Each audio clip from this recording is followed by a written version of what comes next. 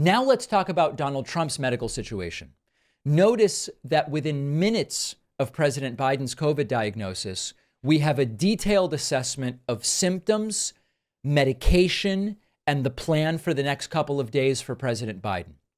It has now been 5 days since Donald Trump sustained this gunshot wound to his right ear, although we don't even have a report about that. Now, I'm not suggesting it wasn't a bullet, it was glass. As many of you know, this has gone back and forth. I don't have any personal opinion of it. I'm not declaring to know that it's one or the other. I am merely saying there have been conflicting reports about a bullet versus glass fragments, and we don't have a medical report to tell us one way or the other. The corporate media has whipped itself into a frenzy for the last however many weeks over the possibility that President Biden is hiding something with regard to his health, and you are not seeing the corporate media apply the same standard to Donald Trump and the fact that we still have no medical report. It is a total ball drop by corporate media. Michael Steele appeared on MSNBC last night and said, why is there no medical report? And this is a Republican making this demand. So let's start with last night in the Band-Aid. That's fine. Where I am at this point is it's been 3 days going on 4 since this horrific event occurred. And now it's 5 as of today. A person lost their life, 2 have been severely injured, and yet we've not received a medical report from the hospital, nor have we received a medical report from the campaign or from the Trump organization about the extent of the damage to his ear. If he was shot by a high caliber bullet, there should probably be very little ear there. And so we'd like to know that. Is there cosmetic surgery involved? What is the prognosis for recovery? Were there stitches? What is the extent and nature of the damage to his ear? Was it caused by a bullet as opposed to, as some reports from those on the scene, other reporters, saying that it was actually shards of glass from the teleprompter itself, not the bullet? So there are a lot of questions around that ear, and yet there's been no response to that. Instead, just showing the image of the man coming into the hall with the wounded ear.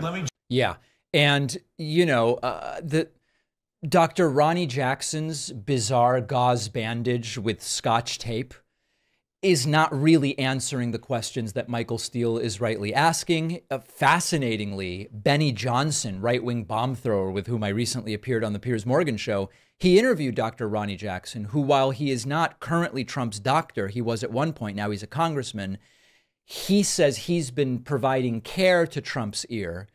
And for a doctor who's providing medical care, there's a lot of discussion here about divine intervention that is not really answering any questions.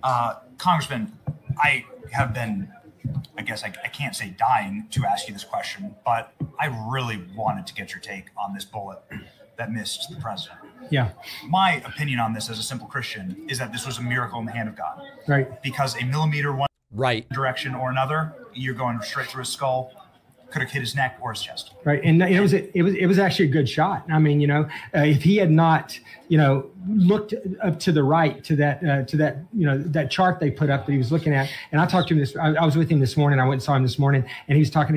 I was with him yesterday, and I flew in with him, and he's told this story over and over and over. He realizes how close he came to that, right? And he realizes that if he hadn't have started making that movement where he turned his head, pulled back a little bit, and looked up, if he hadn't have done that at the exact millisecond that he started, that bullet would have entered his head, right? And it would have hit him here, it would have hit him here, it would, you know, but I mean, either way, he would have been dead because it's a high caliber weapon, right? And so I agree with you. I think that there was divine intervention there. I think he's already proven to the country that he's here for a purpose. He's already done a lot of great things for us, but I don't think he's done yet. I think that he's gonna step up to the plate, and he's gonna continue to finish. He's gonna finish the job he started, and we're gonna get this country back. And I tell you, I tell people all the time, you know, I know him pretty well. I've been his doctor for a long time, and he's become a really good friend as well as. Did you do an assessment? Sorry to interrupt you, but since you've been with him for the last 48 hours, did you do any medical assessment on the president? Well, I mean, I checked his ear out. Yeah. And I went up and adjusted his ear this morning. I went up to, Wow. so yeah, Really? yeah. Is he missing a piece of his ear? Yeah, a little bit at the top, yeah. And, Really? you know, it's highly vascular. Yeah, that's right. That's what he did. He tell you that whenever he first got me? That's what he told me too. Yeah. The Netflix adaptation, right?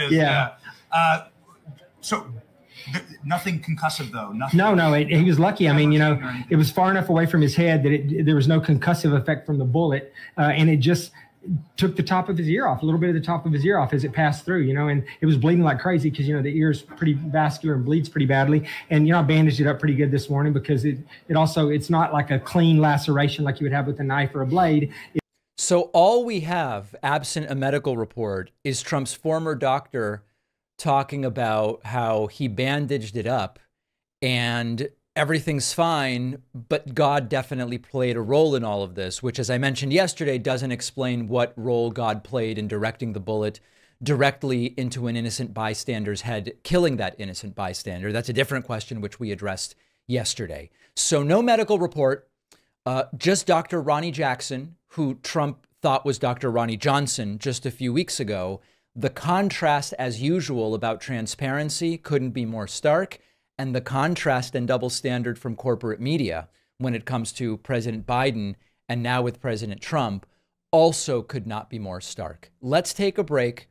We're going to have a tough conversation in a moment about the undeniable reality that what I would consider 3 of the top 5 Democrats are now calling for President Biden to step aside. That is what is taking place, okay? And I am going to relay that information to you shortly, and then we will discuss.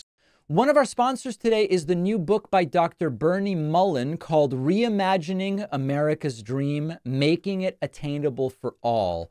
Dr. Bernie Mullen is the first immigrant ever to become CEO of a major league sports team in the U.S. He's held leadership positions with teams in the MLB, NBA, and NHL.